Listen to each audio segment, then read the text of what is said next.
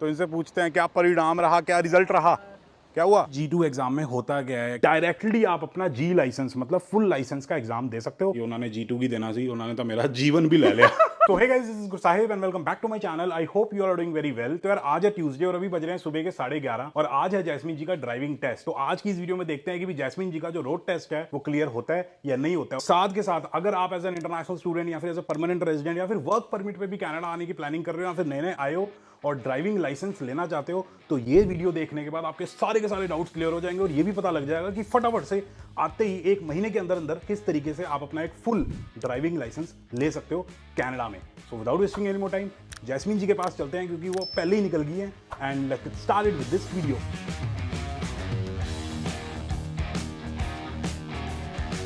भाई शीशा गंदा हो रखा है, क्या करें यार, टाइम ही नहीं है साफ करने का। कनाडा की लाइफ तो आपको पता ही है फिर। तो भाई जैस्मिन जी पहले ही निकल चुकी हैं क्योंकि जैसे हम एग्ज़ाम वगैरह देने जाते थे स्कूल कॉलेज में, तो एग्ज़ाम से पहले 1-2 घंटा अपनी रिवीजन वगैरह करते थे ना, कि फार्मूले वगैरह रट लेते हैं, जो मेन चीज़ें हैं वो याद कर लेते हैं। तो उन्होंने क्या किया, ड्राइव टेस्ट से पहले ही उन्होंने अपनी एक क्लास बुक कर ली कि भैया 1-1.5 घंटे की मैं क्लास ले लूँगी, मेरे को पता लग जाएगा कोई गलती वगैरह कर रही हूँ तो जो इंस्ट्रक्टर है वो सारी चीज़ें बता देगा। मतलब जो फाइनल हम रिवीजन वगैरह करते हैं वो करने गई हुई हैं, तो वो सीधा मेरे को ड्राइव टेस्ट पे ही मिलेगी क्योंकि उनका इंस्ट्रक्टर वहीं पे उनको छोड़ देगा। तो वहाँ पहुँचते हैं और फिर जैस्मिन जी से मिलते हैं और देखते हैं कि भैया एग्ज़ाम क्लियर करती हैं नहीं करती हैं या फिर क्या गुल खिलाती हैं।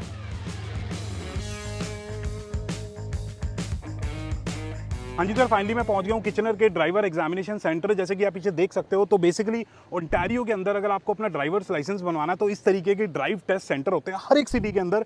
वहाँ पे जाके आपको अपना एग्जामिनेशन बुक करना है, चाहे G1 हो गया, G2 हो गया या G हो गया। अब ये G1 G2 G क्या होता है ये वीडियो में आप लोगों के साथ आगे डिस्कस करता हूँ और बाकी जैस्मिन जी का वेट करते हैं, वो आती हैं तो इसके अंदर का हिसाब किताब पूछेंगे कि इसके अंदर जाने के बाद क्या क्या करना होता है और बाकी वेट करते हैं और फिर वीडियो कंटिन्यू करते हैं।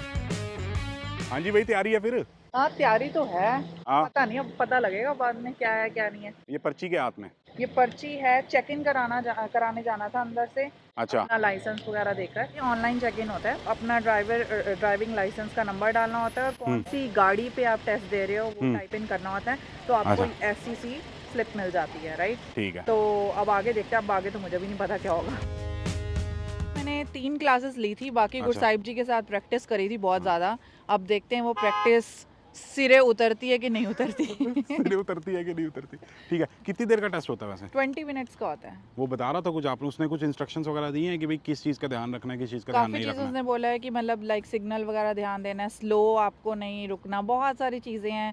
पेडेस्ट्रियंस का ध्यान रखना है, सिर हिलाते रहना। तभी मैं पोनी टेल करके आई हूँ कि मेरा सिर हिलेगा तो पोनी हिलती हुई भाई नजर आएगी। अगर आप लड़के हो या लड़की भी हो, कैप डाल के जाना। अगर कैप नहीं डाल सकते तो ऐसे पोनी टेल कर लेना। अगर आप हाँ। लड़की हो, सिर हिलता रहेगा, उसको इंस्ट्रक्टर को लगेगा कि भैया वो देखी जा रहे थे हाँ, उधर। तो फिर थोड़ा सा मतलब मैंने ही अपना अपना वो पैंतरा अपनाया, पता नहीं सही होगा या नहीं नहीं, होगा। अभी अपनाया है, देखते हैं अपनाया क्या है, होता है। अब देखते हैं क्या होता है। ठीक है ठीक है ठीक है। तो भाई जैस्मिन जी गई टेस्ट देने के लिए। हाँ जी, तो यार जब तक जैस्मिन जी अपना टेस्ट वगैरह दे के आती हैं 15-20 मिनट लगते हैं टेस्ट होने में। मैंने सोचा तब तक आप लोगों के साथ थोड़ी बातचीत कर लेते हैं और आप लोगों को ड्राइवर्स लाइसेंस लेने का हिसाब किताब कनाडा के अंदर क्या होता है वो बता देता हूँ, पर्टिकुलरली ओंटारियो के अंदर। बेसिकली यार सबसे पहला स्टेप तो ये है कि जैसे ही आप कनाडा आओगे ना, तो पहले हफ्ते 2 हफ्ते के अंदर आपको अपना एक G1 एग्जाम देना है। जो G1 होता है ना, वो एक लर्निंग लाइसेंस होता है। अब ये लाइसेंस लेने के बाद आप कनाडा के अंदर किसी इंस्ट्रक्टर से ऑफिशियली अपनी ड्राइविंग वगैरह सीख सकते हो, ठीक है। अब ये लाइसेंस मिलेगा कैसे? तो बेसिकली आपको इस तरीके के ड्राइव टेस्ट सेंटर में जाना है या फिर आप ऑनलाइन जाके अपना G1 एग्जाम बुक कर सकते हो। और जो एग्जाम की कॉस्ट होती है वो $158 और कुछ सेंट्स होती है। जैसे ही वो पे कर दोगे, अपनी डेट वगैरह सेलेक्ट कर लोगे, तो आप इस तरीके के ही ड्राइव टेस्ट सेंटर पे आके अपना G1 एग्जाम दे सकते हो। अब यार जो G1 टेस्ट होता है ना, बेसिकली आपका नॉलेज टेस्ट होता है। इसके अंदर 2 तरीके के एग्जाम होते हैं, दोनों 20-20 नंबर के होते हैं और दोनों के अंदर आपको 16 नंबर लाने होते हैं पास होने के लिए, ठीक है। अगर पास नहीं होगे तो आपको रिपीट देना पड़ेगा टेस्ट, सेम डे $15-16 देके, तो आप दोबारा से दे सकते हो और पास होने की कोशिश कर सकते हो। एक जो टेस्ट होता है वो आपका रूल्स का टेस्ट होता है। उसके अंदर कनाडा के अंदर जो रूल्स वगैरह होते हैं ना ड्राइविंग वाले, उससे रिलेटेड क्वेश्चंस वगैरह पूछे जाते हैं, वो आपको आंसर करने होते हैं। दूसरा जो टेस्ट होता है वो साइनेज का होता है, जैसे कि आप पीछे स्टॉप साइन वगैरह देख सकते हो या फिर स्पीड लिमिट के साइंस वगैरह होते हैं, बहुत सारे साइंस वगैरह होते हैं, तो उनका टेस्ट होता है, तो वो आपको देना होता है और दोनों में पास होना होता है। अब बात आती है कि भैया इनके बारे में पता कैसे चलेगा, प्रिपरेशन करनी कैसे है। तो यार जीवन एग्जाम की प्रिपरेशन करने के लिए बहुत सारी एप्लीकेशंस वगैरह होती हैं, ऑनलाइन वेबसाइट्स वगैरह हैं। जब मैंने अपना जीवन का एग्जाम दिया था 2019 के अंदर, तब मैंने एक जीवन जीनियस नाम की ऐप डाउनलोड की थी। उसके अंदर सारे के सारे क्वेश्चन वगैरह आते हैं कि भैया किस टाइप के क्वेश्चन वगैरह पूछे जाते हैं। वो मैंने ट्राई वगैरह किए और मेरा एक बार में एग्जाम क्लियर हो गया था। एक में मेरे 20 में से 19 आए थे और एक में मेरे 20 में से 20 आए थे। इसका कोई लाइफ में फ़र्क नहीं पड़ता, लेकिन बता दिया। अब क्लियर होने के बाद आपको टोटल 12 महीने का टाइम मिलता है, मतलब मिनिमम 12 महीने का टाइम मिलता है। उस टाइम के अंदर आपको अपनी ड्राइविंग वगैरह सीखनी है, ठीक है।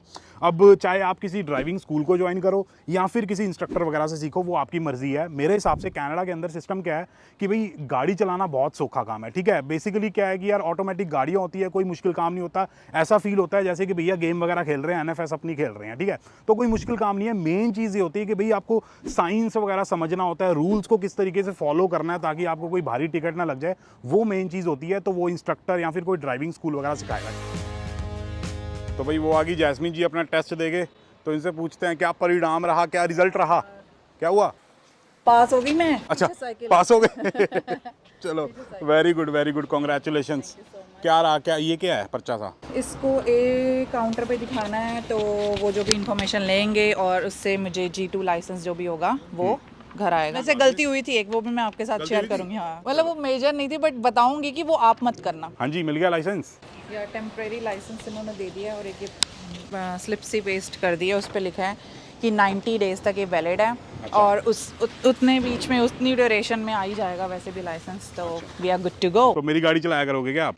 ऑफ कोर्स, अभी आप ऑफिस जाकर मुझे अपने उसमें ऐड कर लेना इंश्योरेंस में। मेरा दिल बैठा बैठा जा रहा है, पता नहीं क्या करोगे। चलो कोई नहीं, चलो सह लेंगे। अब 12 महीने के बाद यार आपको अपना G2 लाइसेंस का एग्जाम देना होता है। तो बेसिकली यार ये जो G2 लाइसेंस होता है ना, एक इंटरमीडिएट लाइसेंस होता है। जैसे ही आपको ये मिल जाता है, उसके बाद आप कनाडा के अंदर कहीं भी अपनी गाड़ी वगैरह चला सकते हो और ऑफिशियल अपनी गाड़ी वगैरह खरीद सकते हो। गाड़ी तो पहले भी खरीद सकते थे, लेकिन उसको चला नहीं सकते थे। जैसे ही आपको G2 लाइसेंस मिल जाएगा, उसके बाद आप आराम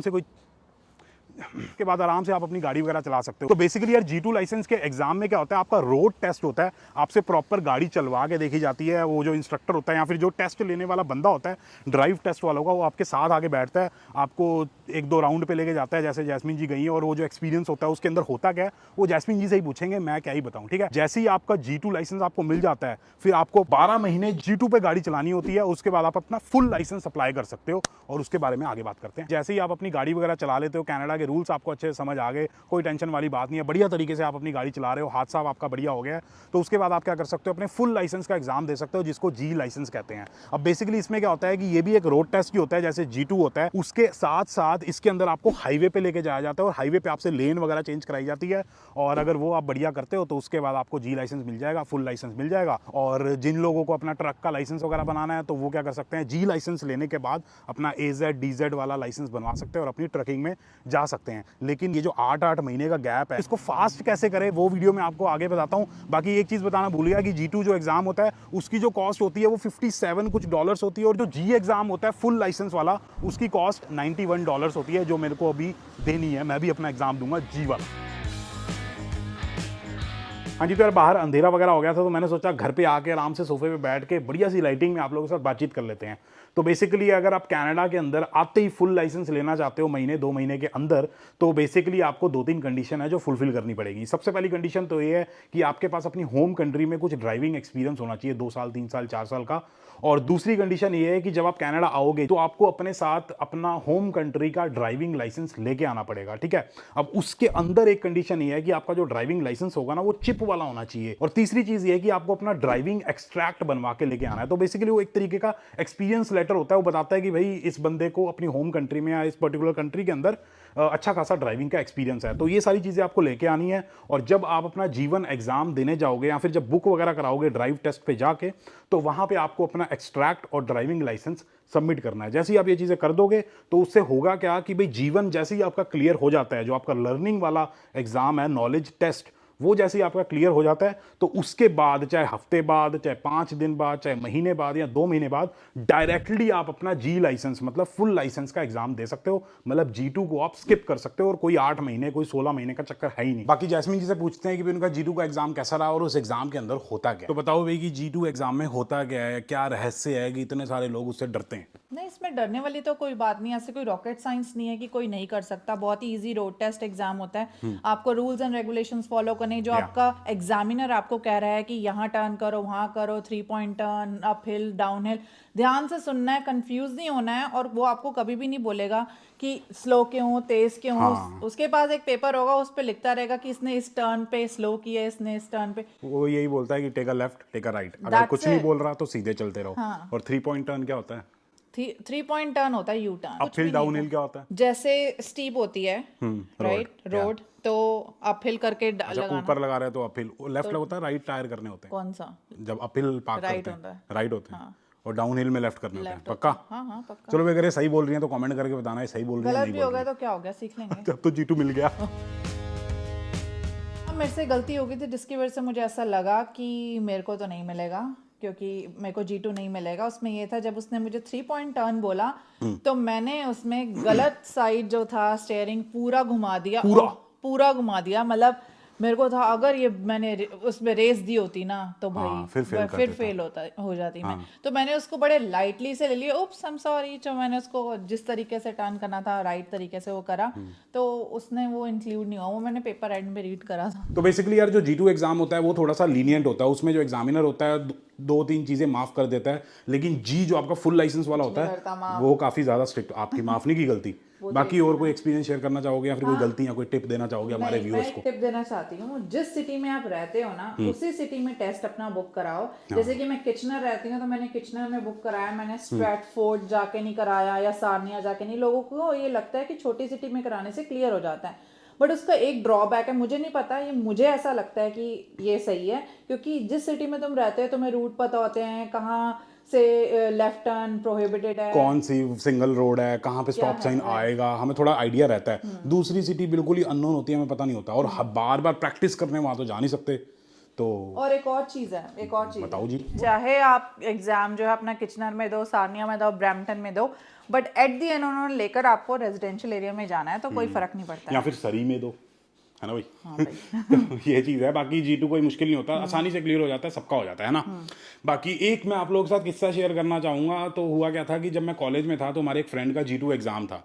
तो वो G2 एग्ज़ाम वगैरह दे के आया, मुंह लटका हुआ था, हमें पता लग गया फेल हो गया। लेकिन हमने उससे पूछा कि हाँ भाई क्या हो गया, दुखी क्यों है? तो कहता पाजी मैं G2 एग्ज़ाम देने गया सी, उन्होंने G2 की देना सी, उन्होंने तो मेरा जीवन भी ले लिया।